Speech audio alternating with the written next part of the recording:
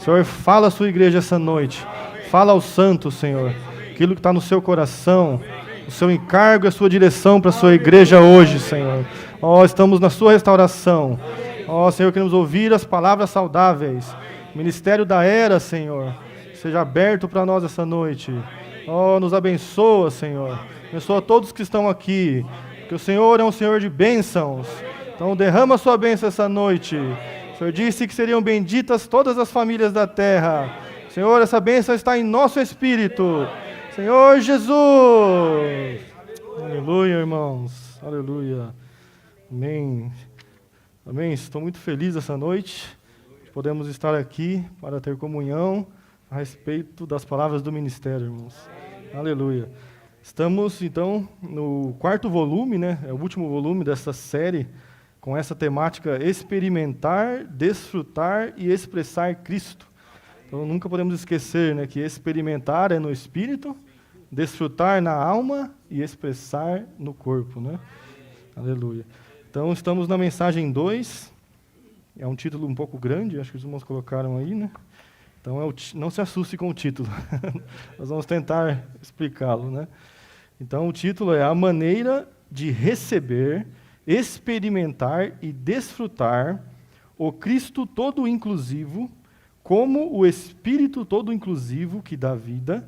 2 pontos. Lembra que o 2 pontos explica o que vem antes, né? Então, ele vai explicar a maneira, né, de receber esse Cristo como o Espírito todo inclusivo que dá vida. Qual é a maneira? O que é isso? A totalidade da bênção todo abrangente do Evangelho pleno de Deus. Então, essa maneira de desfrutar Cristo como o Espírito todo inclusivo é a totalidade da bênção todo abrangente do Evangelho pleno de Deus. Amém? Essa mensagem, irmãos, ela está dividida em 3 algarismos romanos, né? Então, no primeiro algarismo romano, nós vamos falar um pouco, dar uma introdução sobre o livro de Gálatas. Então, tanto a mensagem anterior como essa mensagem dessa semana falam acerca do livro de Gálatas, né? Então, eu quero dar uma breve introdução, né, do contexto, do tema do livro de Gálatas, assim como ele faz aqui nesse ponto 1, porque se nós não conhecemos o contexto, né, com que a epístola foi escrita, isso dificulta muito o nosso entendimento e uma compreensão adequada do que Paulo queria falar, né, do que estava no coração de Paulo. Então, eu pretendo fazer isso, tá? E depois nós vamos entrar num assunto muito interessante, tá? Que é, acho que não sei se eu particularmente nunca tinha ouvido esse termo antes, né, dessa mensagem, mas é Cristo como o triplo descendente na humanidade, né? Não sei se os irmãos já tinham ouvido, né, sobre essa expressão antes, mas realmente é muito profundo, tá?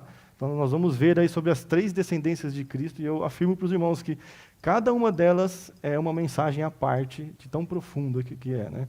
E a prova disso é que, se você pegar a primeira, que fala sobre o descendente da mulher, é uma mensagem que o irmão Ron Kangas deu, do Estudo e Cristalização de Gênesis, mensagem 9, né? E se você pegar o descendente de Davi, não sei se os irmãos se lembram, mas no nosso matinal, o 3º volume, a primeira mensagem desse matinal, o 3º volume, era sobre isso. Fala: o descendente de Davi torna-se o filho de Deus, né? Então, para os irmãos verem a profundidade que são, né, cada uma dessas descendências aqui, né? E a outra é a descendência de Abraão. Então, ele é descendente da mulher, de Abraão e de Davi, né? Então, nós vamos explorar um pouquinho aqui. E, por último, né, nós vamos ver aqui, no algarismo Romanos 3, né, as 10 maneiras, né, de nós recebermos e experimentarmos e desfrutarmos esse Cristo como Espírito, né? Então, é interessante aqui que ele traz 10 maneiras, né, que, na verdade, cada maneira está baseada em um versículo de Gálatas, né? Então, é como se esses versículos de Paulo está ali exortando e falando para os irmãos de Gálatas, e, de repente, ele fala algo acerca de Cristo, algo acerca do Espírito, né? Então, vai brotando ali, né, do falar de Paulo ali, em Gálatas, essas que eu chamo de pepitas de ouro, né? Como fossem versículos assim muito importantes que revelam, né, Cristo, revelam o Espírito, maravilhoso. Todos esses versículos. Nós vamos também tentar passar por eles, tá? E comentar, né? Mas vamos falar um pouquinho do contexto do livro de Gálatas, né? Acho que é importante a gente entender isso. O livro de Gálatas, irmãos, para você entender ele profundamente, né, nós temos que entender o que aconteceu lá em Atos 13, 14 e 15, nesses 3 capítulos, né? Então, eu pedi para os irmãos colocarem um mapa aqui na lousa. Eu quero mostrar no mapa, porque os irmãos vendo uma imagem, essa imagem nunca mais vai sair da mente dos irmãos. Os irmãos sempre vão entender, sempre vão se lembrar disso, tá? Mas lá em Atos 13, Paulo está fazendo a primeira viagem missionária dele, né? Nós sabemos que Paulo ele fez 4 grandes viagens missionárias, né? Então, ele se estabelecia numa igreja, que era chamada Igreja de Antioquia. Os irmãos colocaram aqui, fica mais fácil aqui, ó. Será que algum irmão podia apagar aqui só essa primeira fileira de lâmpadas aqui? Então, irmãos, esse aqui é um mapa da primeira viagem missionária de Paulo. Não sei se os irmãos já viram, mas você encontra na internet, se você buscar, todas as viagens missionárias por onde ele passou, né? Então, aqui, esse mapa mostra só a primeira viagem, tá? Então, eu deixei Jerusalém aqui para os irmãos verem, né, que essa igreja aqui, Antioquia, acho que ela é muito falada, muito conhecida, né? Lá em Atos, essa igreja Antioquia, irmãos, é a Antioquia da Síria, tá? Tem uma outra Antioquia ali, mas não é essa, tá? É a Antioquia da Síria, é a igreja primitiva que os irmãos, né, Paulo e outros irmãos, né, Barnabé, né, Silas, vários irmãos ali, usavam como base para realmente iniciar toda a pregação e a propagação do evangelho para os gentios, né? Então, uma igreja muito, muito conhecida, muito mencionada lá em Atos, tá? E funcionava como base. Para Paulo, nas 3 primeiras viagens dele, essa igreja funcionou realmente como uma base. Então, ele saía dela, pregava nas cidades e voltava para ela, tá? Com exceção da última viagem dele, que ele estava preso, né? E ele foi direto para Roma. Mas nas 3 viagens ele sempre fazia isso, tá? E voltava com as boas novas aqui para a alegria dos irmãos, né? Então, na primeira viagem, né, o que acontece? Ele foi aqui, então, para a ilha de Chipre, né? Então, ele pregou o evangelho aqui na ilha de Chipre. Essa aqui foi a primeira região que ele pregou o evangelho, né? Então, nós temos as cidades aqui de Salamina e Pafos, né? Então, ele pregou aqui, percorreu Chipre inteiro, pregando o evangelho. Depois, ele foi aqui para essa área aqui. Está vendo essa área aqui em cima, irmãos? Se você pegar o mapa lá e olhar o mar Mediterrâneo, você vai ver que essa área hoje é a Turquia, tá? Aqui, essa área é a Galácia, tá? Que os irmãos falam o que é as igrejas na Galácia. Porque quando Paulo se referia a elas, ele falava no plural, né? As igrejas na Galácia. Então, essa aqui é a Galácia do Norte, do Sul, quer dizer. Tem a Galácia do Norte, mas Paulo ele focou, né, a viagem missionária dele pregando na Galácia do Sul. E ele passou por essas cidades que vocês estão vendo aí, ó. Faltou uma, tá? Que é Derbe. Não está aí, mas faltou uma aqui, tá? Que é Derbe. Então, ele foi para Perge, né, depois foi para Antioquia da Psídia, Icônio, Listra e Derbe. Acho que todo mundo já ouviu falar muito de Icônio, Listra e Derbe, né? Então, essas cidades, irmãos, quando a gente falar as igrejas da Galácia, é essa região aqui, tá? Essa região que Paulo pregou. Então, Paulo, o que aconteceu? Paulo foi para lá e pregou o evangelho de Cristo. Pregou que a salvação ela é pela graça, mediante a fé e nada mais. Só isso. Né? Ele foi, muitos irmãos se converteram, né? Até alguns judaizantes, né, que eram da seita dos fariseus, também se converteram. Então, ele sofreu muito, não foi fácil, tá? Ele sofreu muito aqui, inclusive, é mencionado até que ele teve um apedrejamento ali entre Listra e Derbe, que é um mistério lá na Bíblia, se você ler lá em Atos, porque fala que ele foi apedrejado, e quando os discípulos se aproximaram dele, meio que para pegar o corpo ali, né, ele se levanta e fala, voltemos às cidades pregar, né? E ele vai e usa aquelas feridas, aqueles ferimentos, como, olha, esses são os sofrimentos de Cristo, né, no meu corpo, então vale a pena sofrer por Cristo para entrar no reino. Né? Então ele usa aquilo ali, né, como voz para o evangelho também. Né? Então não foi fácil, mas ele pregou, e quando ele volta para Antioquia, né, depois você lê lá Atos 13, 14 e 15, você vai ver que ele volta muito alegre, ele volta falando que realmente, olha, igrejas foram levantadas, né? Os irmãos, muitos se converteram, fizemos discípulos, estabelecemos presbíteros nas igrejas e tudo mais, e uma alegria, né? Uma felicidade. Ele dá toda essa notícia para os irmãos ali, os irmãos ficam felizes. Mas o que acontece? Né? Passa-se pouco tempo, irmãos, o que acontece com as igrejas da Galácia, que acabaram de receber o evangelho verdadeiro, genuíno, puro. O que acontece, né? É revelado que alguns judaizantes, né, da seita dos fariseus também, vieram até essas cidades e começaram a falar para os irmãos, né, que, olha, para você ser salvo, não é só crer, né, mediante a graça pela fé, precisa de mais algumas coisas. E, necessariamente, eles falaram de 3 principais coisas. Tá? Falavam que precisava da circuncisão, né, falavam que precisavam seguir o calendário judaico. Quando eu falo calendário judaico, sábado, guardar sábado, as 7 festas, observância as festas, os rituais, as liturgias, e a dieta judaica. Né? Então eles vieram e falaram, olha, então para você ser salvo e manter a sua salvação, você precisa, claro, é mediante a graça, né, mediante a fé em Cristo, tudo mais, mas você tem que se circuncidar. Né? A gente sabe que a circuncisão é uma marca, né, que quando você vai adentrar ao judaísmo, né, você precisa fazer essa marca como um símbolo de entrada mesmo, né, de que você pertence realmente ao judaísmo. Né? Então, precisava fazer essa marca, precisava guardar o calendário, as festas, o sábado e tudo mais. Então, era um grande fardo que era colocado ali sobre aqueles irmãos, né, sobre os gentios. E aí Paulo fica sabendo disso. E aí, quando Paulo fica sabendo disso, né, Paulo fica enfurecido. Né? E o que ele faz? Né? Ele fala com os irmãos, eles se reúnem em Antioquia, falam sobre isso e resolvem ir lá em Jerusalém, falar com os apóstolos, com Tiago, né, com Pedro, com todo mundo, e expor essa situação do que estava acontecendo. Eles vão para lá, expõem a situação toda, né, e eu só quero ler o resumo. Aí, se vocês quiserem ver todas as discussões, né, tudo, vocês podem ler Atos 15 lá. Mas depois de todas aquelas discussões, eles falam sobre isso, argumenta e tudo mais, vem uma decisão no final, que está em Atos 15, 28, que fala assim, ó, pois pareceu bem ao Espírito Santo e a nós não impor a vocês maior encargo além dessas coisas essenciais. Então, ou seja, eles concordaram que realmente não é, aquele fardo todo não era para ser colocado sobre os gentios. Né? E aí eles citam algumas coisas aqui, né, que não tem a ver com essas coisas que eu falei, circuncisão, né, calendário, dieta. Tá? Eles estão, olha, notem que pareceu bem a nós e ao Espírito Santo. Então veja como que o Espírito estava conduzindo aquela situação toda. Né? Então realmente ficou claro que realmente aquele encargo não deveria ser posto aos irmãos. E aí o que Paulo faz? Aí então vem a carta aos Gálatas. Paulo então escreve essa carta com que viés? Né? Qual que era o viés?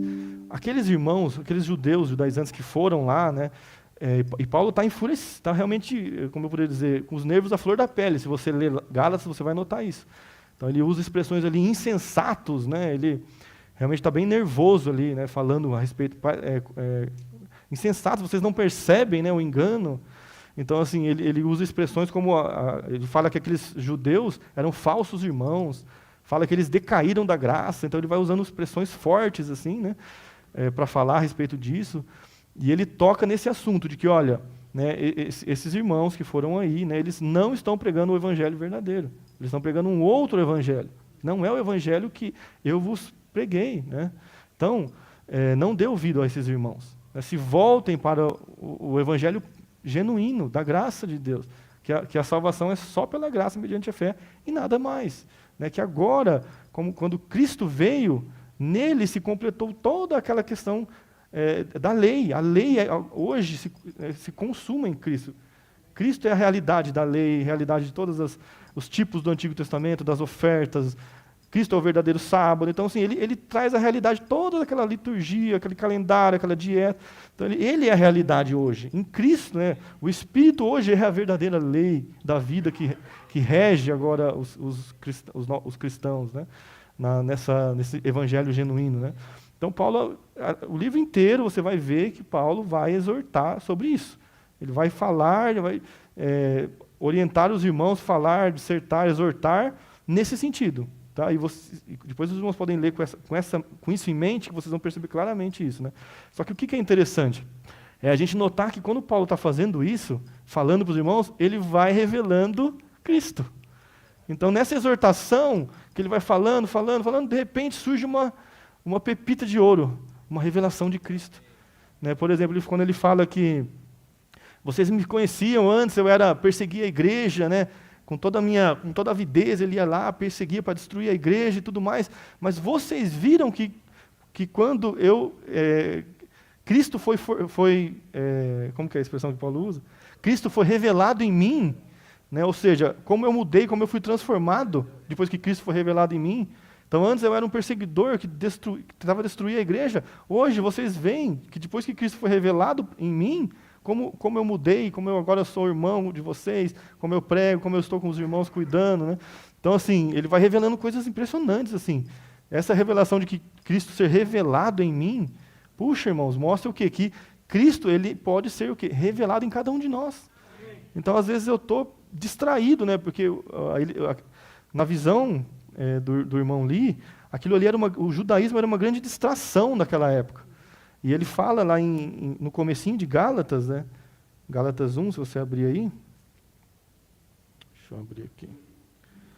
Olha que interessante. Lá em Gálatas 1, olha o que Paulo fala aqui, ó.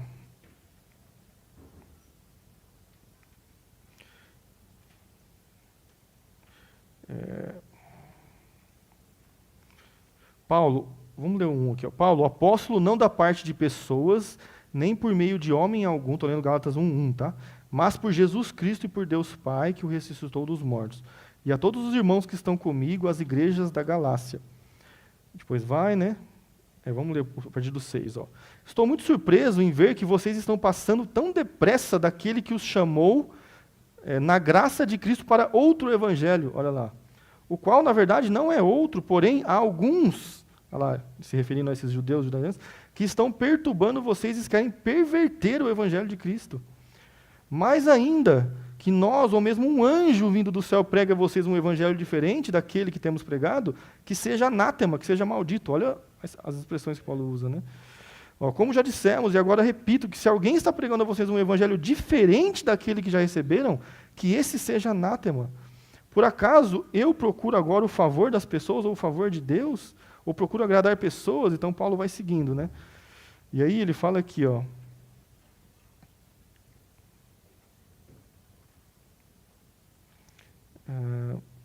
Alguém me ajuda? Eu queria achar aquela que ele fala do presente século mal. É o 14, isso. É esse aqui que eu queria. E na minha nação, quanto ao judaísmo, levava... Não é esse não.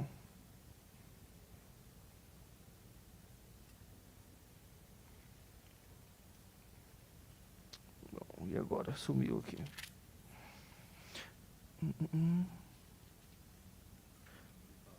Que ele fala o presente século mal. Aqui, ó, o 4, perdão. É 1:4. O qual se entregou pelos nossos pecados para nos desarraigar da presente era maligna. Uma outra tradução fala o presente século mal, né? Segundo a vontade de nosso Deus e Pai. Então, o que ele está falando aqui? Que o livro de Gálatas, irmãos, Satanás, né, ele compara ele fala que aquela era ali, naquele século, que é o primeiro século, estamos falando do primeiro século, ele fala que era um presente século mal, ou uma era maligna. O que o irmão Lee fala no estudo do vídeo sobre isso? Ele fala que um século mal, uma era maligna, é como Satanás usa, né, a situação do mundo naquele momento para apresentar o mundo para as pessoas. Então, naquele momento, Satanás percebeu que o judaísmo era uma grande arma nas mãos dele. Para o quê? Para distrair os cristãos do plano e do propósito de Deus. Então, em todas as eras da humanidade, todos os séculos, Satanás ele vai apresentando o mundo de diferentes formas. Então, ele se adapta.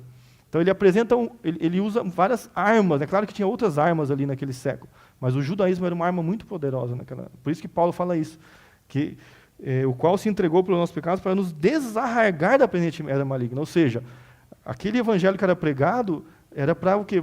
Tirar vocês desse presente século mal. Ou seja, a era maligna ali era a religião que influenciava muito o verdadeiro evangelho. Porque nós sabemos que a religião, né, a definição de religião na restauração é fazer as coisas para Deus, né, sem Deus.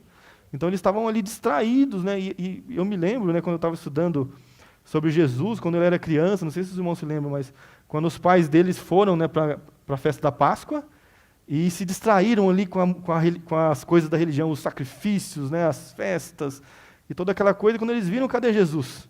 Perderam Jesus. E eles foram achar Jesus depois de uma longa busca no templo, né, pregando ali para os sacerdotes. Então, a religião distrai o homem, você entendeu? Até os pais de Jesus foram distraídos por aquela coisa, né? Os sacrifícios, as liturgias, né? Os templos, os sinédrios, os sumos sacerdotes, os sacerdotes, as coisas. Que maravilhoso, a religião, né?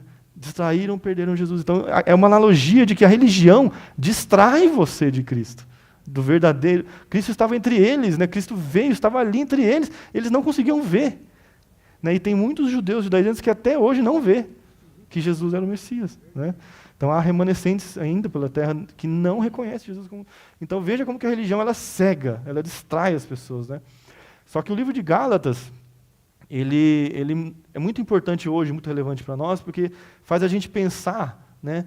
Poxa, se o livro de Gálatas era para combater essa distração, né, daqueles irmãos, o que será que hoje o que nos distrai hoje, na nossa era, né? Porque Satanás, ele se molda em todas as eras. O que ele usa hoje? Quais são as armas que ele usa hoje para distrair os cristãos? Né? Claro que a religião ainda é uma arma.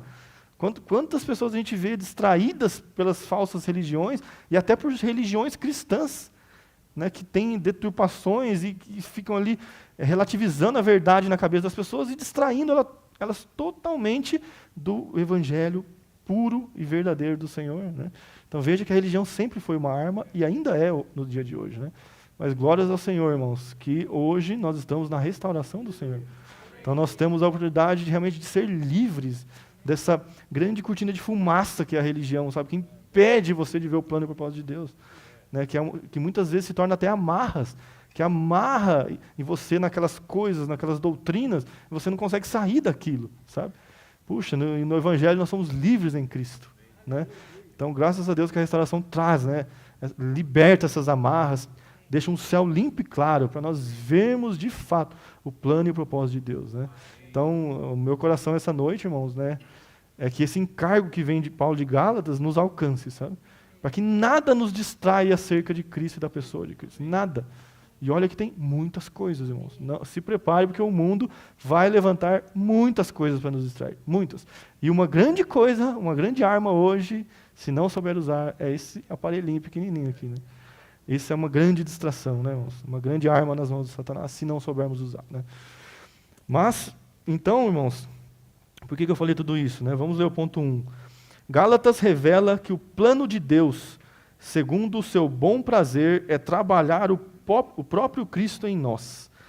A coisa mais maligna, de acordo com Gálatas, é distrair as pessoas de Cristo.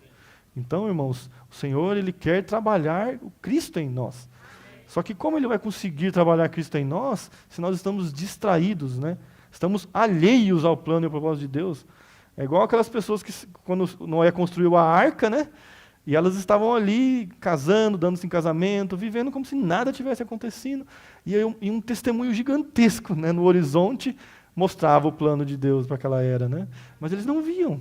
Por quê? Porque eles estavam distraídos. É assim que Satanás ele distrai você e você fica alheio ao plano e ao propósito de Deus, né? Então é isso que acontecia, irmãos, com os Gálatas. Mas Paulo escreveu essa carta maravilhosa, né? E Gálatas é interessante que, se você pegar as 4 epístolas que seguem Gálatas, né? Então é Gálatas, Efésios, Colossenses e Filipenses, essas quatro epístolas, elas formam o coração da Bíblia. Sendo Efésios o coração do coração, né? Mas elas são o coração da Bíblia. E é interessante que cada uma delas revela algo interessante, né? Efésios revela o corpo de Cristo, né? Gálatas revela Cristo.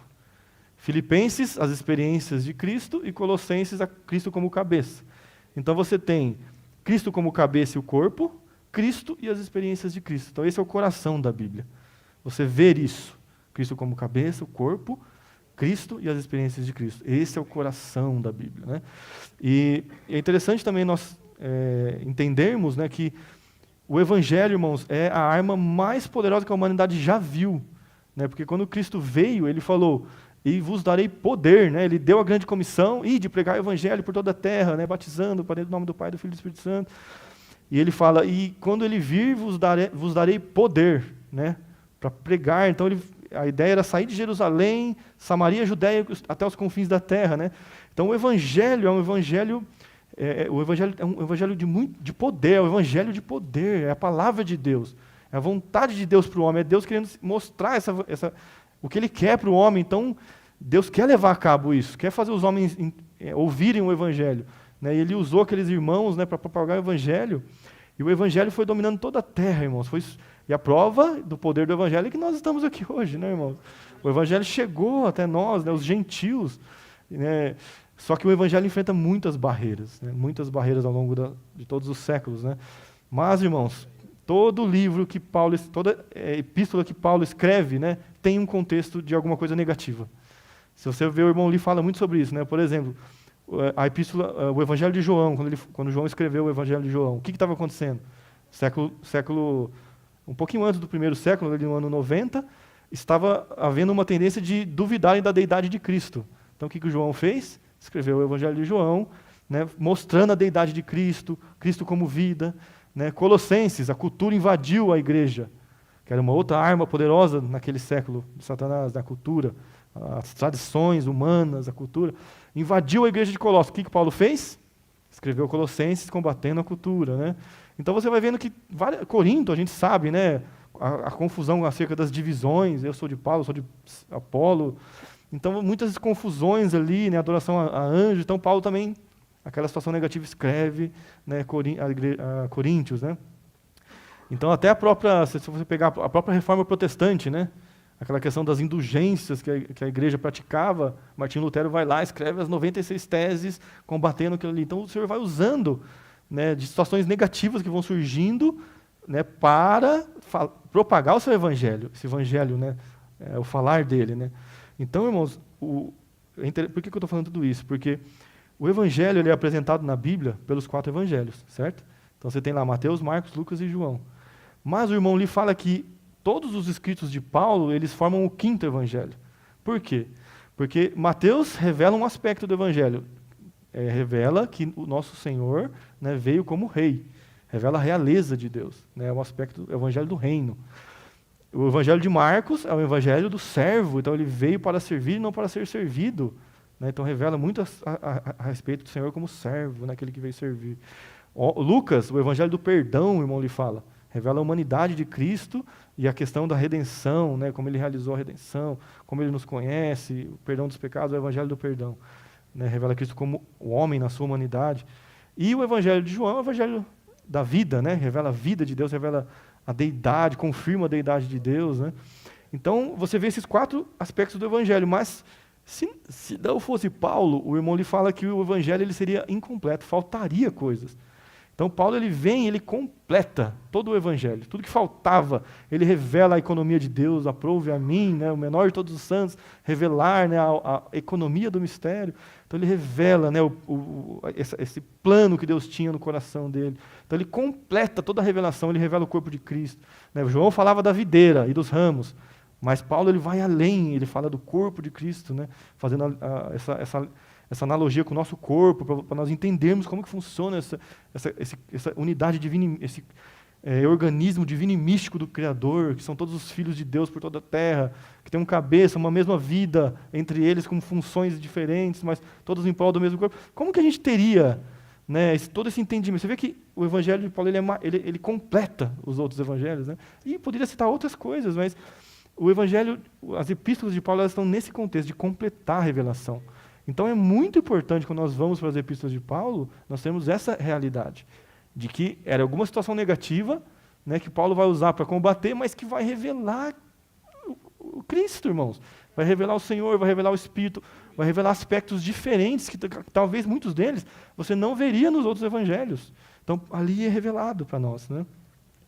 Então Gálatas, irmãos, né, é muito interessante que nós vamos falar agora sobre o triplo descendente. Vamos entrar nessa questão. Né? 2. Gálatas apresenta o Cristo, que é o descendente triplo na humanidade, para Deus se dispensar aos crentes de Cristo para o cumprimento da sua economia. Puxa, essa questão do triplo descendente, irmãos, é uma questão maravilhosa, porque toda vez, irmãos, que no Antigo Testamento, né, Deus ele queria fazer ele queria revelar Cristo, né, como o Redentor e o Salvador, ele falava de um descendente. Né, toda vez. Né, se o Senhor Deus quer revelar Cristo, né, porque estamos falando lá do futuro, revelar Cristo. Ele queria revelar ali no período do Velho Testamento, como Senhor e Salvador, ele ia falar de descendente. E ele fala de 3 descendentes, né, que são 3 promessas com profecia, as 3. Né? Então, o primeiro é o descendente da mulher, o segundo é o descendente de Abraão e o descendente de Davi. Vamos tentar falar um pouco, bem resumido, porque são assuntos profundos. Se eu for entrar, não termina a mensagem. Mas vamos tentar falar de forma breve. Né? Então, irmãos, o descendente da mulher. O descendente da mulher, né, é uma promessa que o Senhor fez logo após a queda do homem. Então nós conhecemos a história, né? E é interessante que se você olhar lá Gênesis, né, o capítulo 1 e 2 de Gênesis é muito profundo ali. Só para vocês terem uma ideia, né, há uma grande diferença, uma grande mudança de cenário entre Gênesis 1:2 para Gênesis 3. É uma grande mudança de cenário. Então, Gênesis 1:2, o estudo vida de Gênesis, se você pegar ele, você vai ver que as 17 primeiras mensagens do estudo vida é só sobre o capítulo 1 e 2 de Gênesis. Mais de 300 páginas, só falando desses dois capítulos. Por quê? Porque ali, em Gênesis 1:2, o cenário era diferente. Ainda o homem não havia caído. Então, era o Deus perfeito criando o homem perfeito. Tudo era perfeito, irmãos. Tudo estava conforme o plano de Deus, a criação perfeita de Deus, né? Satanás ainda não corrompia ali a humanidade, não estava presente ali, né? Com as suas tentações, né? Com o seu querendo corromper e deturpar o homem. Não, Satanás não está ali.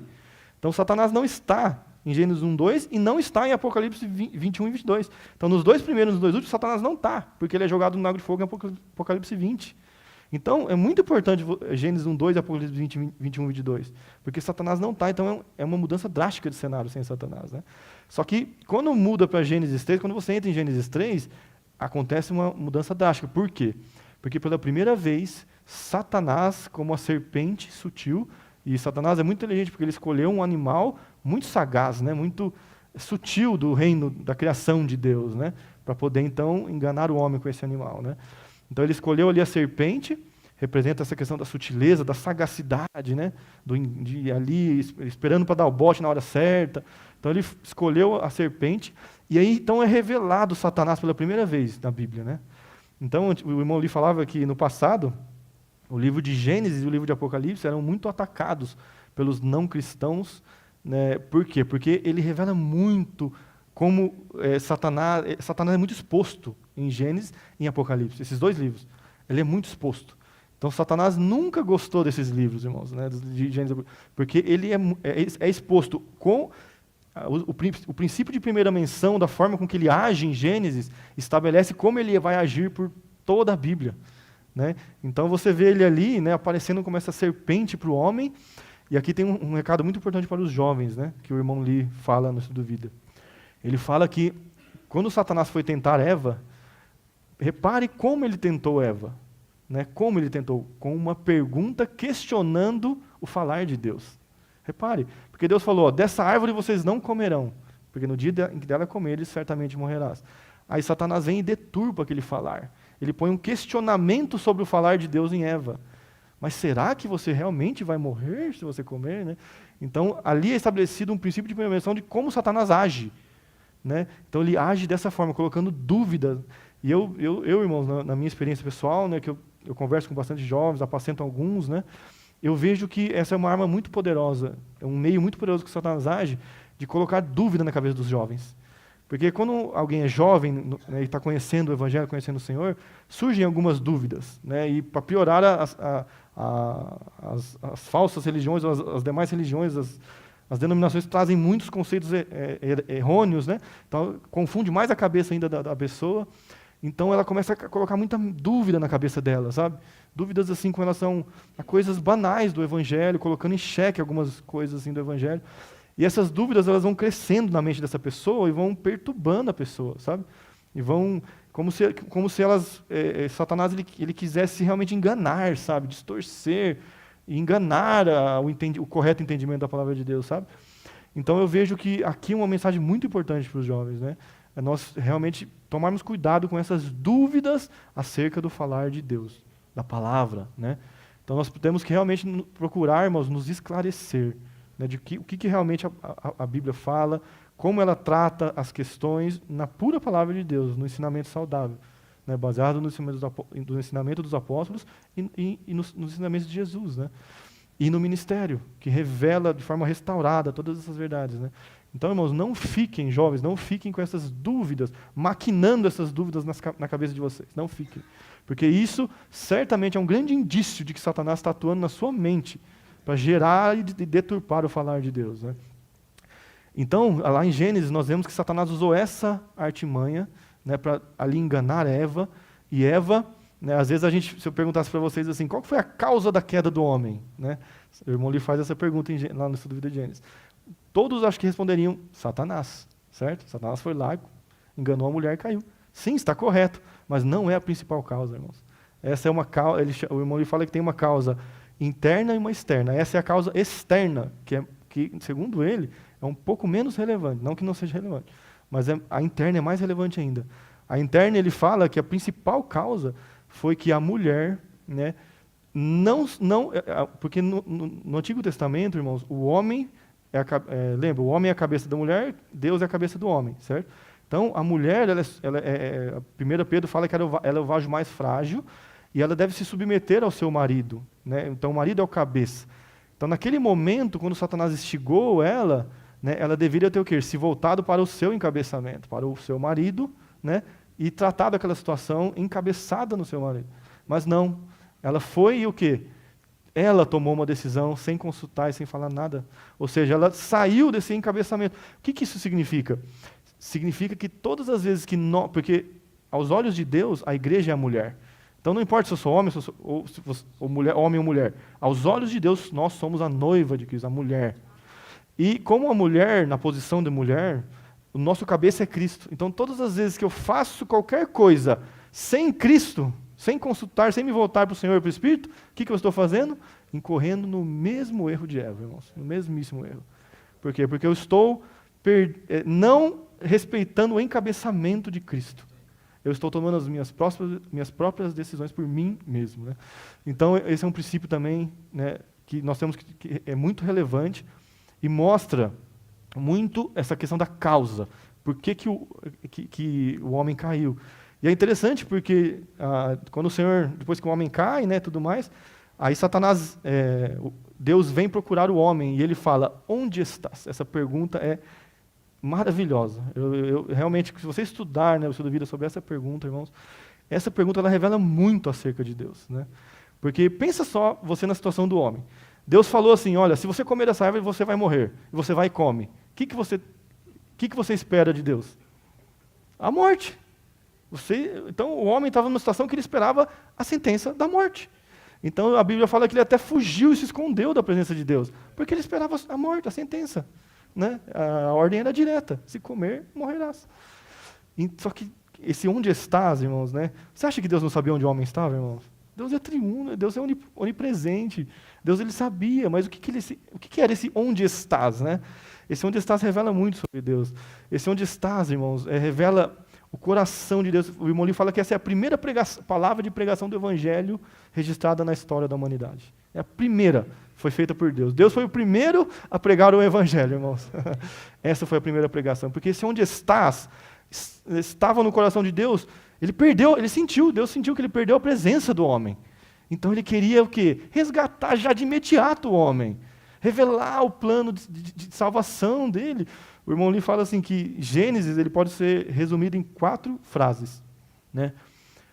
É bom até os irmãos decorarem. Deus criou, Satanás corrompeu, o homem caiu e o Senhor prometeu salvar. Vou falar de novo? Deus criou, o homem caiu, Deus criou, Satanás corrompeu, o homem caiu e o Senhor prometeu salvar. Então esse o Senhor prometeu salvar, onde que ele está? Em onde estás. Esse onde estás é o Senhor, ele perdeu a presença do homem, então ele está buscando o homem para dar as boas novas para o homem. Quais são as boas novas? É Gênesis 3,15, irmãos. É a promessa. A promessa de que viria um Salvador, de que vocês não vão morrer.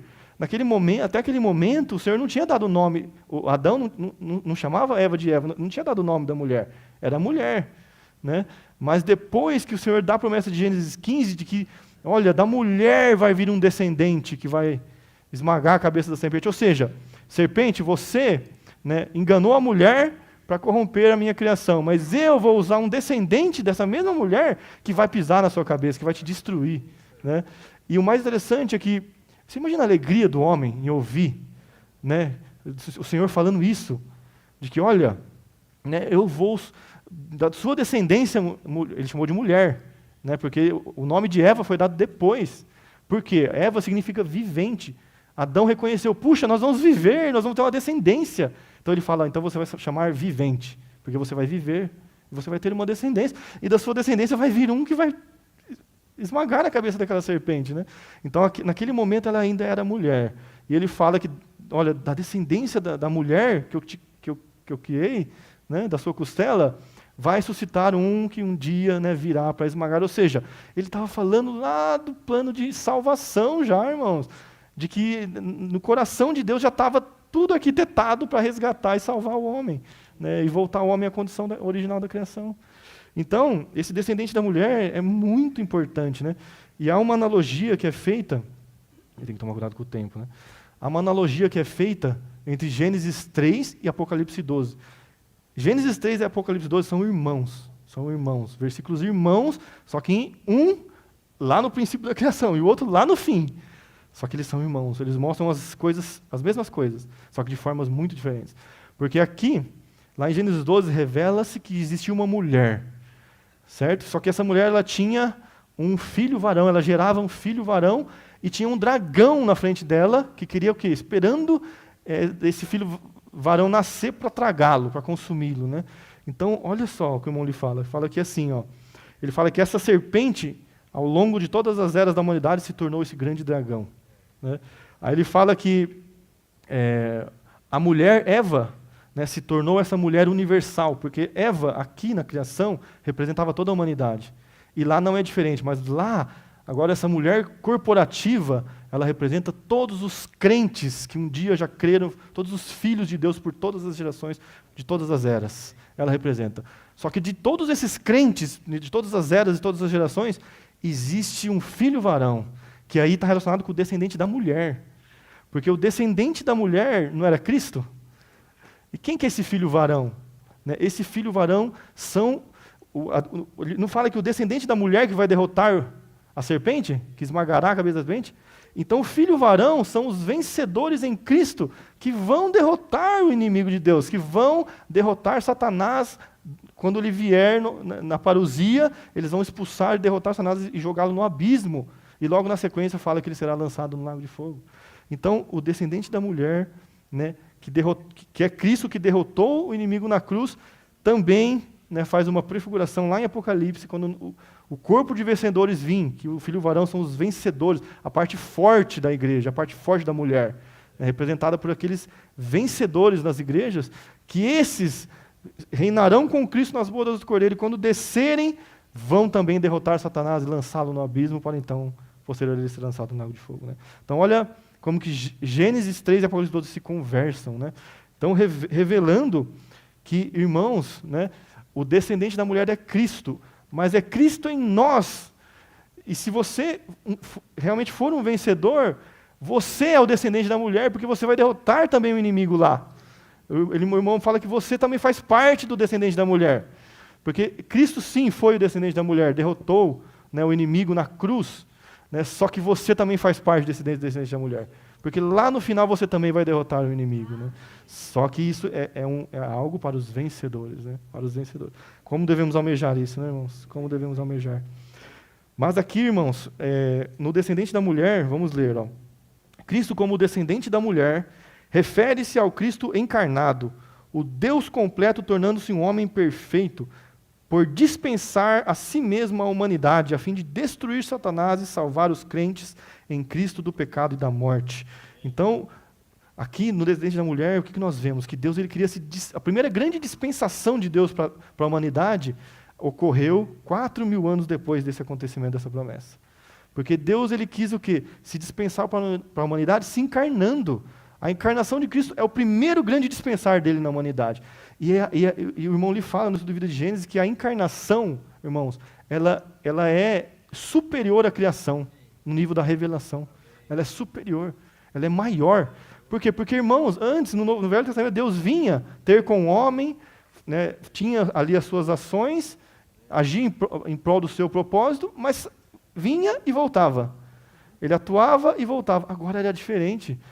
Porque agora o maior milagre aconteceu. Deus, ele veio e se encarnou. Ele se dispensou, a divindade se dispensou para a humanidade, né, com fins de levar a humanidade à divindade. Então ele era o Deus perfeito e o homem perfeito em uma só pessoa, encarnado. Essa foi a encarnação, né, de Jesus. Então, a questão da descendência da mulher, né, essa promessa, mostra a economia de Deus para nós também. Nessa questão de que Deus quis se encarnar. Esse que viria para derrotar a serpente é o Deus encarnado. É o dispensar de Deus na humanidade, o primeiro grande dispensar de Deus. Depois nós vamos saber que a intenção da economia de Deus é o dispensar de Cristo como vida através do Espírito. Né? Mas antes disso, o primeiro grande dispensar foi esse. Deus se dando para a humanidade, se dispensando, se encarnando. É Deus se dando para a humanidade. Né?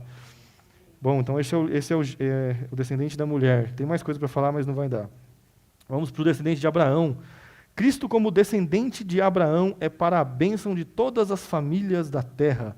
O descendente único de Abraão, como o último Adão, tornou-se o Espírito que dá vida, que é a bênção de Abraão, a realidade da boa terra, para o dispensar de si mesmo aos crentes de Cristo, a fim de torná-los a descendência de Abraão. Então, lá em Gênesis 12, irmãos, na verdade essa promessa é tão maravilhosa que o Senhor vai repetir ela muitas vezes lá em Gênesis, né? Eu quero ler aqui para os irmãos. Ó. Gênesis 12, não precisa abrir, mas eu vou ler para vocês. Ó. Gênesis 12 fala assim, ó.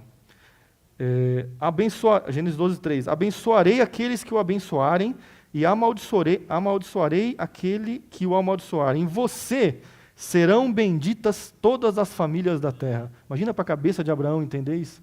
Como será que Abraão entendeu isso? Né? Puxa, o Senhor vai me abençoar e toda a minha descendência, todas as gerações que vierem após mim, o Senhor vai abençoar, né? Abraão entendeu dessa forma, né? Depois ele fala, no 7, o Senhor apareceu a Abraão e lhe disse, darei esta terra à sua descendência. E repare que a descendência é sempre no singular. Os três descendentes aqui, sempre as menções são no singular, nunca é descendentes, é descendente. Né? Reparem nisso. E lhe disse, darei esta terra à sua descendência. Então, ali Abraão edificou um altar ao Senhor, então o Senhor promete que, uma grande bênção, né, que ele seria bendito, através dele todas as famílias da terra seriam benditas, receberiam uma bênção, e que, então é a bênção da descendência, né, e depois ele fala da bênção da terra, que ele daria a terra, que a gente sabe que é a boa terra, a terra de Canaã. Então você vê ali duas bênçãos de Deus, né, a descendência e a terra, que foram prometidas a Abraão. E isso é repetido, irmãos, estou falando de Gênesis 12, mas se você for para Gênesis 15, 5, Gênesis 15. Então o Senhor levou-o para fora e disse, olhe para os céus e conte as estrelas, se puder contá-las. E lhe disse, assim será a sua posteridade. 18. Naquele mesmo dia o Senhor fez aliança com Abraão, dizendo, a sua descendência dê essa terra, desde o rio do Egito até o grande Eufrates. Né? E ele vai, em 17, olha o 17 que maravilhoso. O 7. Estabelecerei uma aliança entre mim e você e a sua descendência, no decurso das suas gerações, aliança perpétua, para ser o seu Deus e o Deus da sua descendência. Darei a você e a sua descendência a terra, onde agora você é estrangeiro, toda a terra de Canaã, como propriedade perpétua, e serei o Deus deles. Né? E por fim, aqui no 22, ele fala assim, 17, que certamente o abençoarei e multiplicarei a sua descendência como as estrelas dos céus, e como a areia que está na praia do mar. Sua descendência tomará posse das cidades dos seus inimigos. Na sua descendência serão benditas todas as nações da terra, porque você obedeceu a minha voz. Então, o Senhor repete essa bênção várias e várias vezes ali, né, para Abraão. E é interessante também que o irmão ali fala assim, que depois que se passaram, lá em Isaías, se passou 3.300, então estamos falando aqui, irmãos, de 2.000, o Velho Testamento tem 4.000 anos, né? Mais 2 aqui até a Era Presente, são 6.000 anos da história da humanidade. Em Abraão, nós estamos falando 2.000 anos. Então, se você andar mais 1.300 anos, você andar 3.300 anos de trás para frente, ou seja, 700 anos antes de Cristo, Isaías vem e reforça a promessa. Reforça, olha o que Isaías fala em Isaías 7. Deixa eu ver se eu tenho fácil aqui. Vamos abrir aqui Isaías 7. Isaías vai reforçar essa promessa, né?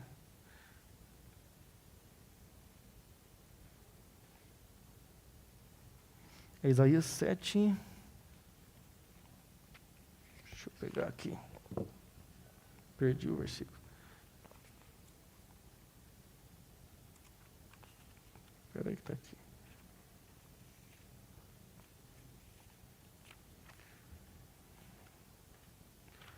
Bom, irmãos, sumiu o versículo. Bom, vamos tentar falar ele mesmo. Lá vai falar, Isaías vai também profetizar, né, a respeito da bênção de Abraão, falando que também, né, preciso achar esse versículo, irmãos. É o 14? Isso, ó. Isaías 7,14. Portanto, o Senhor mesmo lhes dará um sinal. Eis que a virgem conceberá e dará à luz um filho, e lhe chamará Emanuel. Então, aqui em Isaías também... Isso, obrigado. Então, aqui em Isaías nós vemos também que da virgem ia ser concebido, né, um Salvador, e ele se chamaria Deus conosco, Emanuel, né? Então, o Senhor vai revelando ali, através das promessas, né, que ele fez, essa grande bênção que viria, né, que, na verdade, essa grande bênção que viria, irmãos, em Gálatas 3, vamos ali para Gálatas 3, Paulo vai falar que são essas bênçãos, né, que viriam. Vamos pegar aqui Gálatas. Gálatas 3. 14 e 16, principalmente, né? Fala assim: para que a bênção de Abraão chegasse aos gentios em Cristo Jesus, a fim de que recebêssemos pela fé o Espírito prometido. Puxa, então, essa bênção chegasse aos gentios em Cristo Jesus, a fim de que recebêssemos pela fé o Espírito prometido. O 16. Ora, as promessas foram feitas a Abraão e ao seu descendente. Não diz e aos descendentes, como falando de muitos, porém como falando de um só, e ao seu descendente, que é Cristo. E por último, 29. E se vocês são de Cristo, são também descendentes de Abraão e herdeiros segundo a promessa. Então, Abraão talvez não tenha entendido naquela época, né? Talvez ele pensasse que fossem os descendentes dele. Porque como que uma bênção chegaria a todas as nações da terra através de mim? Puxa, isso é impossível. Se fosse Adão, tudo bem, que é o primeiro homem, mas ele já não era o primeiro homem, né? Então, como que alcançaria? Talvez Abraão não compreendesse. O irmão Lee fala muito sobre isso nesse livro, A Linha Central, né? Que o Abraão talvez não compreendeu direito isso. E Paulo, na época que ele ainda era fariseu também, né? Ele também não compreendeu. Ele foi compreender isso depois, né? Que ele ganhou o Senhor, ganhou o Evangelho, tudo. E aí ele compreendeu, falou: puxa, né? Abraão não sabia, mas claro que da terra Abraão compreendia que era a terra de Canaã. Mas da descendência, puxa, ele talvez achasse que eram os seus descendentes. Mas em Paulo ele esclarece, né, o que são essas duas grandes bênçãos de Abraão, né? Então nós sabemos que a boa terra é o Cristo todo inclusivo, né? E agora nós sabemos que a descendência é o Espírito prometido. Então, a partir do momento que você crê no Senhor Jesus como seu Senhor e Salvador, nesse momento você ganha essas duas bênçãos. Por quê? Porque o Cristo todo inclusivo entra em você, que é a boa terra. Então, o Cristo todo inclusivo, como a boa terra, ele é tudo que você precisa. Então, qualquer coisa que você precisar, a partir do momento que você creu, você precisa de paciência, o Senhor é. Você precisa de qualquer coisa, você está triste, você precisa de alegria, o Senhor é alegria. Qualquer coisa que você precisar, Cristo é. Então, esse é o Cristo todo inclusivo, como a boa terra, que é tudo que o homem precisa. Só que não é só isso. Como descendente, agora, essa bênção chegou até nós. Por quê? O que é a bênção do descendente? É o Espírito, irmãos. Hoje, o Espírito, nós temos o Espírito. O que é o Espírito? A partir do momento que eu criei, lembre-se, né? 1 Coríntios 6,17 fala que quando eu creio, o Espírito se torna um, o Espírito de Deus se torna um e se mescla com o Espírito humano. Né? Aquele que crê no Senhor é um só Espírito, ou seja, a partir do momento que eu crio, o Espírito de Deus e o Espírito do homem se mesclaram. Então eu recebi o Espírito em mim definitivamente, porque ele se mesclou com o meu Espírito humano. Então essa é a bênção de Abraão. Agora eu tenho o próprio Deus em mim, mesclado ao meu Espírito. Que bênção! Tem bênção maior que essa, irmãos? Pense na terra hoje. Né, se você pudesse pedir qualquer coisa que você queira na terra hoje, física, material, né, na vida humana. Pense, eu queria qualquer coisa, uma casa, um carro, qualquer coisa que você pensar que você queira. Se Deus te desse isso e você falasse, puxa, essa é a maior bênção que eu tive na minha vida, eu ainda falo para você, irmãos, que isso passaria. O máximo que você ia aproveitar é os seus anos de vida, mas pereceria com o tempo. Mas a bênção de receber Deus é eterna, irmãos. Né? Essa bênção nós vamos desfrutar por toda a eternidade, para sempre, para todo sempre. Não há bênção maior que receber o Espírito de Deus no seu Espírito. Não há. Não há. Essa é a maior bênção que o ser humano pode receber. E essa é a bênção de Abraão. Foi prometida a Abraão. Então, Abraão, creio que Abraão um dia vai compreender. Né? O Senhor hoje ele já deve ter compreendido. Né? O Senhor vai falar para ele, olha, essa é a maior bênção. Né? Sou eu mesmo se dispensando para o homem. né? Se mesclando com o espírito do homem, agora o homem tem Deus, nós temos Deus, irmãos, em nosso espírito, né? Então isso é maravilhoso, né? Essa bênção nos alcançou, irmãos, né? Então essa é a bênção de Abraão, do descendente de Abraão, né? Depois nós temos aqui o descendente de Davi. Então Cristo como descendente de Davi refere-se ao Cristo ressurreto, que leva a cabo a economia neotestamentária de Deus para o dispensar do Deus triuno processado aos membros do seu corpo, a fim de que compartilhem a sua realeza em sua ressurreição no reino eterno. Então a bênção de Davi, nós vemos lá em 2 Samuel, deixa eu abrir aqui, 2 Samuel 7.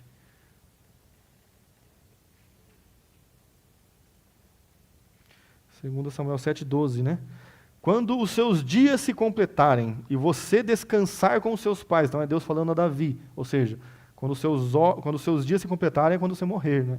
E você descansar com os seus pais, ou seja, você morrer. Então farei surgir depois de você o seu descendente. Quem que Davi pensou que era? Salomão, filho dele, certo? Então, eis que farei surgir depois de você o seu descendente, que procederá de você e estabelecerei o seu reino. Até aqui Davi, realmente é Salomão. Este edificará um templo ao meu nome. Salomão construiu o templo no lugar de Davi, certo? E eu estabelecerei para sempre o trono do seu reino. Então não é Salomão, né, irmãos? Porque o reino de Salomão não foi para sempre. Salomão teve o seu reino, estabeleceu o templo, mas o reino dele não foi para sempre. Então você vê aqui, Salomão tipifica Cristo, é claro, nós sabemos, né? Mas aqui, né, a descendência de Davi é clara, irmãos. Aquele que viria, né, a descendência de Davi, eu estabelecerei para sempre o seu reino. Então, quando fala do descendente de Davi, está se referindo ao Cristo ressurreto. Né? Os irmãos se lembram, no terceiro volume, a primeira mensagem, né, ele fala muito sobre isso, sobre Cristo como descendente de Davi se tornando filho de Deus. Porque Cristo, o descendente de Davi, né, quando fala sobre Cristo, o descendente de Davi, você tem que pensar, irmãos, que o Senhor nasceu de Maria, não de José, né? Porque Jesus foi concebido pelo Espírito Santo em uma virgem.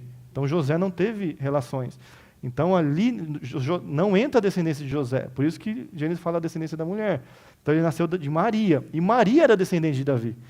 Então Cristo provém da descendência de Davi na forma humana de Maria, né? Da realeza de Maria. Então essa é a parte humana da descendência de Davi. Só que o descendente de Davi, a mensagem fala que ele se torna o filho de Deus.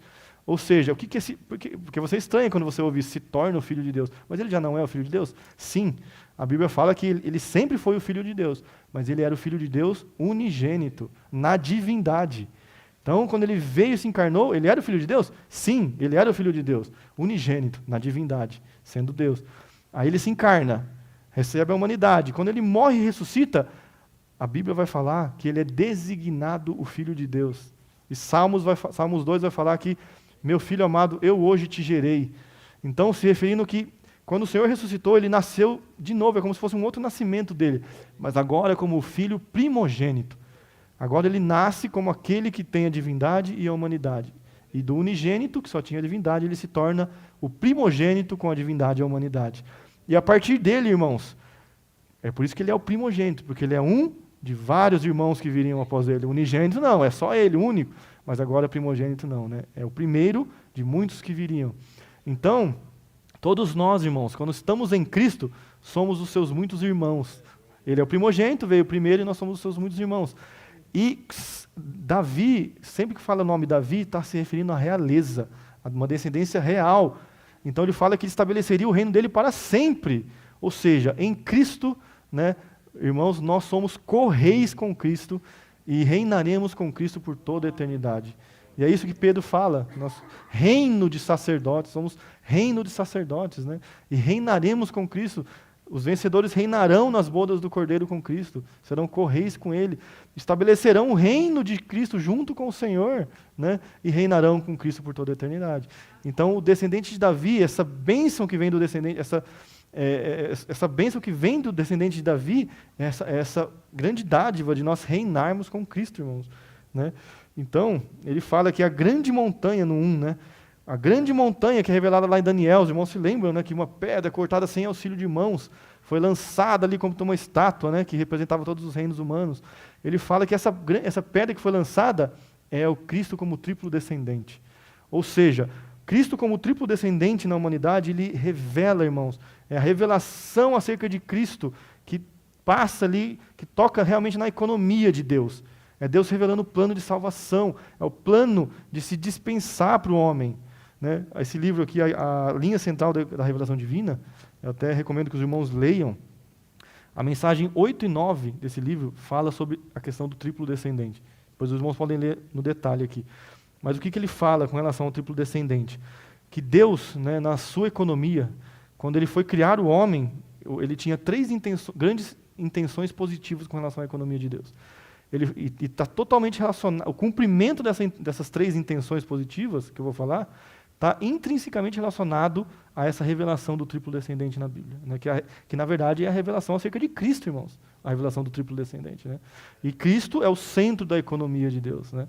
Então, o irmão fala assim, que quando Deus cria o homem, ele fala, em Gênesis 1, 26, façamos o homem conforme a nossa imagem e a nossa semelhança. O que Deus mostra aí? Uma das intenções, que ele queria se expressar. É por isso que ele fez o homem à imagem e semelhança. Ele queria que o homem expressasse Deus. E aqui tem um ponto que eu queria tocar também. Se você ler lá em Ezequiel 28, você vai ver que Satanás, né, o que corrompeu o coração de Satanás? Foi quando ele quis ser o quê? Semelhante. Lê lá em Ezequiel 28, e serei semelhante ao Altíssimo. Né? Então, essa questão da semelhança corrompeu o coração de Satanás. E olha que incrível, quando Deus cria o homem, ele fala, façamos o homem conforme a nossa imagem e nossa semelhança. Então, o homem é o que Satanás queria ser. Então, o Satanás odeia o homem, irmãos, porque nós somos o que Satanás queria ser. Mas sabe qual é a diferença? A diferença é que nós não seremos na deidade. Né? No coração de Satanás estava o ser semelhante ao Altíssimo, no sentido de ser Deus, como Deus, na deidade. Mas nós não, irmãos. Né? Nós somos semelhantes, mas seremos, né?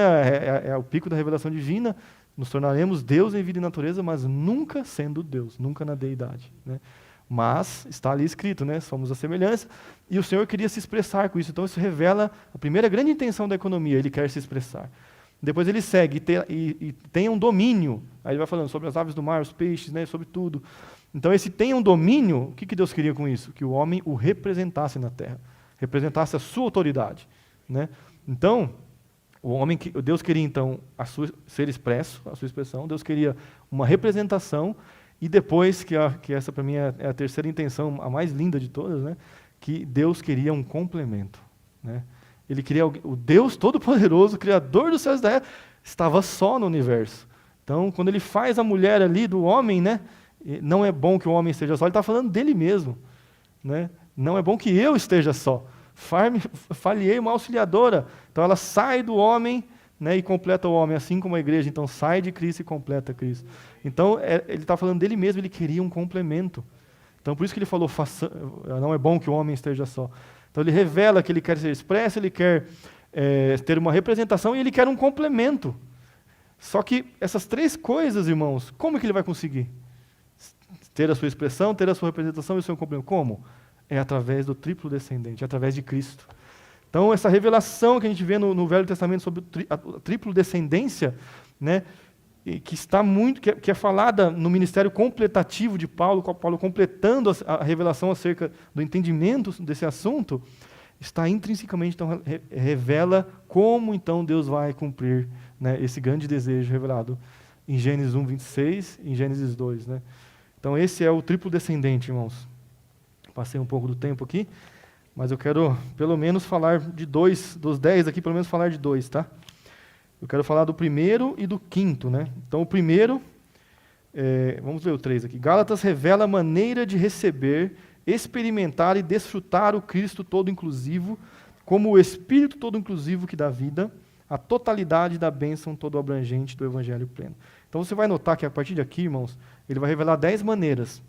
E é importante você ver que essas 10 maneiras, como eu falei, Paulo ali exortando os irmãos com relação ao puro evangelho, contra o judaísmo, contra a lei, contra as tradições, e ele vai revelando Cristo, vai revelando pepitas de ouro, né? Então, eu vou falar as pepitas, então, depois eu quero comentar só sobre 2 para encerrar. Então, vamos ver as pepitas. Ó. A primeira. Então, ele sempre vai repetir essa frase, tá? A maneira de receber, experimentar, e aí ele fala, Aí ele vai chegar no é. Então esse é, aí ele vai revelar, né? Então a primeira é Deus revelar Cristo em nós, baseado em Gálatas 1,16 que a gente comentou, né? Que é lindo esse versículo, porque Paulo fala, puxa, mas eu ali era perseguidor, né? Persegui a igreja de Cristo até que Cristo se revelou em mim, né? E eu fui mudado. E agora eu prego o evangelho de Cristo, né? O que eu antes perseguia, agora eu prego, né? Então isso revela muito acerca de Deus, né? De que realmente, irmãos, Deus precisa se revelar para nós, né? Deus precisa descortinar o véu, tirar todas as distrações e se revelar de fato para cada um de nós, para nós realmente vermos o nosso Senhor, né? Como Ele realmente é. Depois eu vou comentar mais, mas vamos ver aqui. A segunda é receber Cristo pelo ouvir de fé, baseado em Gálatas 3:2. Eu vou ler nos versículos. Gálatas 3:2. Fala assim: quero apenas saber isto de vós. Recebestes o Espírito pelas obras da lei ou pelo ouvir de fé? Então aqui no Gálatas 2, Paulo está fazendo são o que ele chama de perguntas retóricas. Ele faz 5 perguntas retóricas, que você lê aqui em Gálatas 2, o comecinho aqui, né? O que são perguntas retóricas? São perguntas que não precisam de resposta, de tão óbvia que é a resposta. Então é como se ele perguntasse algo que eles sabiam, então não respondia, porque era óbvia a resposta. Então ele vai fazendo essas perguntas retóricas, né? Então ele fala, vocês receberam o Espírito pelas obras da lei ou pelo ouvir de fé? Puxa, é tão óbvia a resposta, né? Claro que é pelo ouvir de fé, né? A fé vem pelo ouvir e ouvir a palavra de Deus. Mas essa é um grande cristal, uma grande pepita de ouro, né? Que nós precisamos receber Cristo pelo ouvir de fé. O Evangelho, a fé vem pelo ouvir e ouvir a palavra de Deus, né? Terceiro, é nascer segundo o Espírito e receber o Espírito do Filho de Deus no nosso coração. Gálatas 4:29. Ele não vai na sequência aqui dos versículos, ele vai e volta, né? Gálatas 4:29 fala assim: como, porém, naquele tempo, o que nasceu segundo a carne perseguia o que nasceu segundo o Espírito, assim também o é agora. Então ele está falando, olha, esses judaizantes são os que nasceram segundo a carne, e eles estão perseguindo aqueles que nasceram segundo o Espírito, e não vai ser diferente agora. Ou seja, hoje também não é diferente, irmãos, né? Se você realmente professa o verdadeiro Evangelho, e você é com esse verdadeiro Evangelho, você vai ser perseguido por aqueles que nasceram segundo a carne, né? Essa perseguição sempre acontecerá, irmãos. E assim como aconteceu lá, assim também o será agora, né? Mas o importante aqui é que nós nascemos segundo o Espírito, né? E recebemos o Espírito de Deus no nosso coração. Quarto, é nos revestir de Cristo por meio do batismo que nos põe em Cristo. Gálatas 3:27. Não vai dar tempo de ler, irmãos. Só vou falar. Quinto, é ser identificados com Ele em sua morte, para que não sejamos mais nós quem vive, mas Ele vive em nós. E a vida que agora vivemos na carne, vivemos na fé de Cristo. Puxa, irmão, esse versículo, eu acho que o Joel falou bem na semana passada sobre ele, né? É maravilhoso, né? Esse versículo 2:20 e o 1:16, realmente, ser identificados com Ele, né? Na morte. Então, já não sou eu quem vive. Olha Paulo falando, já não sou eu quem vive, mas Cristo vive em mim. E a vida que agora vivo, não vivo, né, como que é? Pela carne, mas pela fé no Filho de Deus, né, que se entregou. Puxa, maravilhoso, já não sou eu quem vive, né? Que grande pepita, né, revelando que Cristo vive em nós, né? Sexto, é viver e andar pelo Espírito. Sétimo, é ter Cristo formado em nós por meio dos sofrimentos. Puxa, sofredores de parto, até Cristo ser formado, revela que Cristo ele cresce em nós, ele é formado em nós, né? Olha as pepitas surgindo, né, nas exortações de Paulo. Oitavo, é semear para o Espírito, tendo em vista o desejo e a meta do Espírito, para cumprir o que o Espírito deseja. Nono, é nos gloriar na cruz de Cristo e viver uma nova criação. Décimo, é pela graça do Senhor Jesus Cristo com o nosso Espírito. Então, irmãos, como não deu tempo, eu sugiro que os irmãos, né, voltem a essa leitura, né, e prestem bastante atenção em cada um desses versículos e o que eles querem nos ensinar. Sabe? Reflita, coloque seu coração nisso. Você vai ver uma grande lição que cada um desses versículos ensina. São pepitas de ouro que Paulo deixa ali, né? Então, olha como que o Senhor usa uma situação negativa para Paulo exortar, e no meio da exortação, ele fala, revela Cristo, revela coisas acerca de Cristo, né? Então, os irmãos compilaram, né, essas pepitas de ouro aqui nesses versículos de Gálatas. Então, vale muito a pena a gente voltar, sabe? Ler esses versículos, ler as notas de rodapé desses versículos e entender e ganhar ali, né, o que está sendo falado ali. Porque Paulo está falando da experiência dele acerca de Cristo, revelando Cristo, né? Puxa, amém, irmãos. Eu acho que era isso. Né? Desculpa realmente o conteúdo é muito denso, né? Mas espero que eu tenha conseguido passar o encargo para os irmãos, né? Mas o mais importante, eu acho que é essa questão de nós não nos distrairmos, sabe? Porque para tudo isso aqui acontecer, irmãos, Cristo ser formado, Cristo ser revelado, você tem que tirar as distrações, né? E Gálatas mostra muito isso para nós, de que eles estavam alheios ao propósito de Deus, sendo distraídos, perdendo a linha central da revelação divina, sabe? Eles perderam, né? Eles se desviaram por um outro evangelho, por um outro falar, né? Então não podemos perder, sabe? Não deixar que nada nos distraia, nos voltar ao evangelho de Cristo, deixar Cristo ser revelado através do falar de Paulo, que é o evangelho completivo de Cristo, que ele está completando toda a revelação, né? Louvado seja o Senhor. Amém.